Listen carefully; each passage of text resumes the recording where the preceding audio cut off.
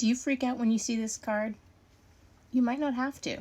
Let's talk about it. My name is Danielle. They also call me the Holistic Mystic, and today I want to break down the Ten of Swords. Ten of Swords talks about painful but inevitable endings that you possibly didn't see coming. Victim mentality, loss, or crisis. But no matter what is happening, you need to let go.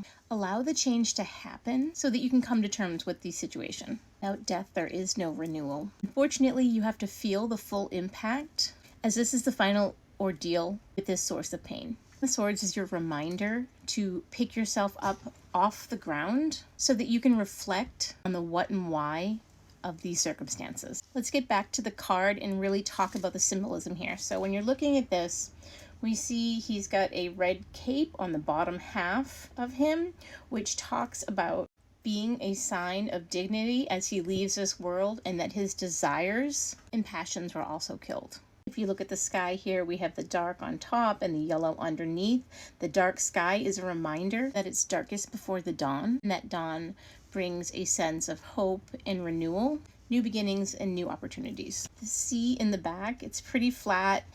You wouldn't really know necessarily that it is a sea. It brings solace, suggesting that even when things are the darkest, we should still find peace in the moment, along with calming energy and reflecting on your past. You'll see here we have the 10 swords, ear down to what looks like maybe his leg. They are indicating a major disaster that you may not have seen coming. Being at your lowest point, betrayal, and that illusions have been cut down. As I mentioned, these swords are down the spine of him, so let's look at them spiritually. It's often said that they are in the place of the chakras in the body. The chakras are where we're receiving energy, feeling in spiritual enlightenment, and that those chakras probably need a good cleansing. Now, it might be a little hard to see, but he has like the sword in his ear, which means that he cannot hear us, and nothing can convince him that he's not anything other than dead, as there's nowhere left to hide from the truth. I'm not sure if you can see this, but there are mountains in the background. They represent obstacles to overcome. These mountains are in the distance, so in tarot, the closer the mountain, the more imminent the problem, so these are kind of farther away. So these obstacles are for another day.